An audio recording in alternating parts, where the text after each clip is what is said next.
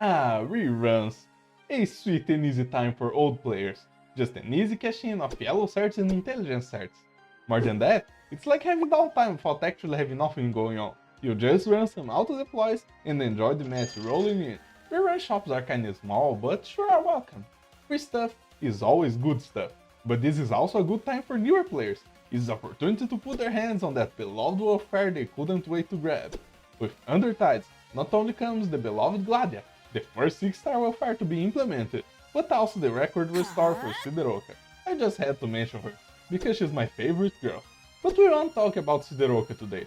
Oh no, we are talking about Gladia and her adventures with the Abyssal Hunters. We are talking about Undertide's story.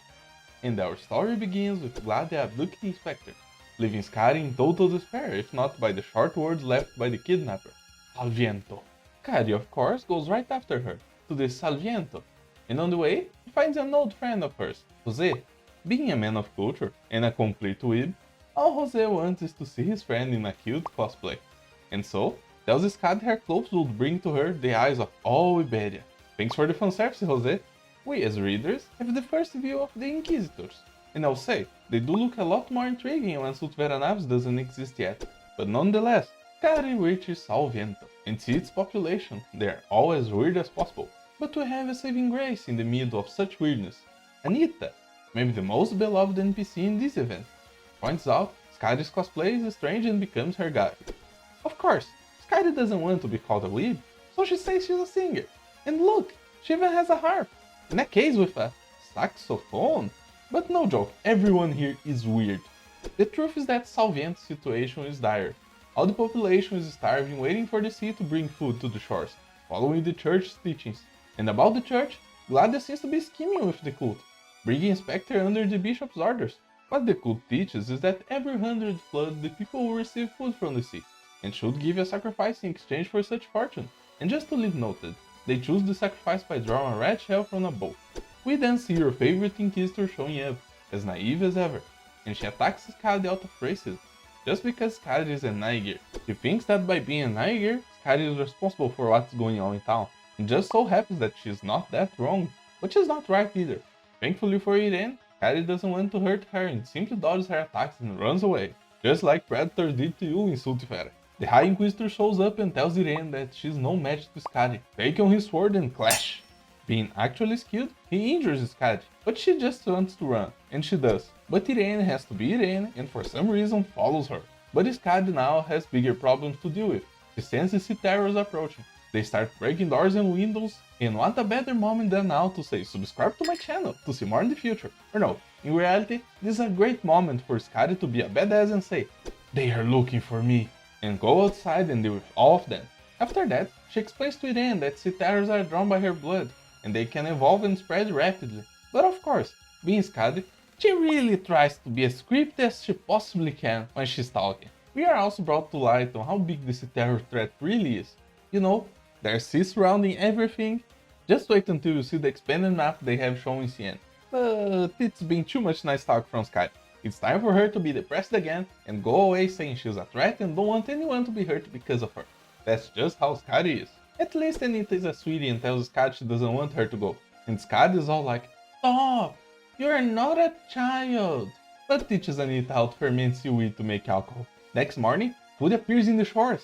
It's the 100th flood. The entire Salviento marches to the beach to eat, and of course, the Bishop Quinto shows up to give a sermon to all of his followers, and Gladia is with him, but for some reason, she's not holding her tongue.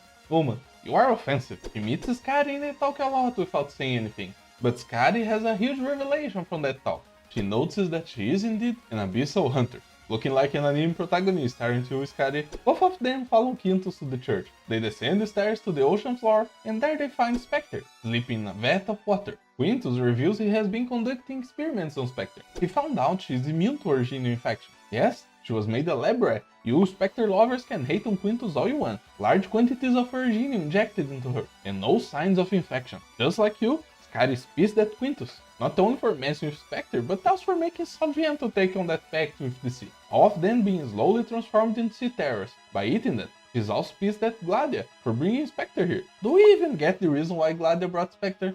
Was she just investigating the cult? I honestly think I missed something here. But there's no time to think about it, because look who shows up. Your favorite mini-boss of the event, and the only mini-boss, the first to talk, comes out of nowhere and stabs the swordfish. Kari loses her mind. She can't even grasp what is going on. Why did Gladia not dodge? Well, Skadi, you see, Gladia doesn't have dodge in her talents. Nothing she could do about it. At this point, Quintus drops his mask and starts being rude. Meanwhile, the Herald starts calling Skadi is Hanmla and asking questions. He points out Skadi is a seaborn and she goes like... Just to point this out, Sea Terrors and Seaborn, same thing. The rest of their talk goes like, we are one and the same, but you attacked us first, so we attacked you back. No, you did. No, you did. That was our territory. You killed my family, etc, etc. Kari loses herself on the fact that she is a seaborn, and to be honest with you, I don't know what made her so prone to believe in random super evolved fish, but it to be like that.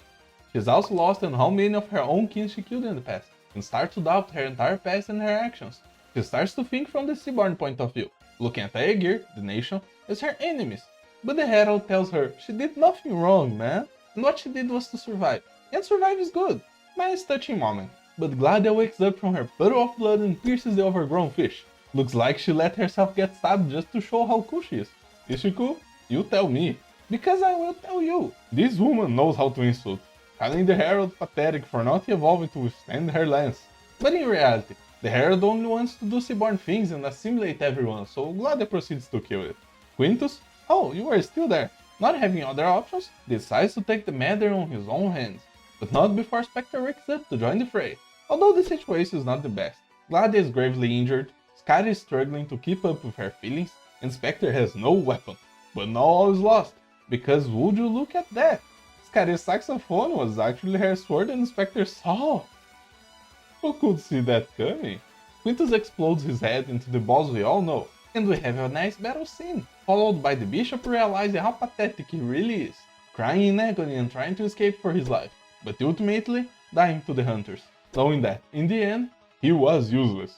Now look at the three gorgeous girls having the depressed talk of their lives about how they were just used by Aegir and are now abandoned.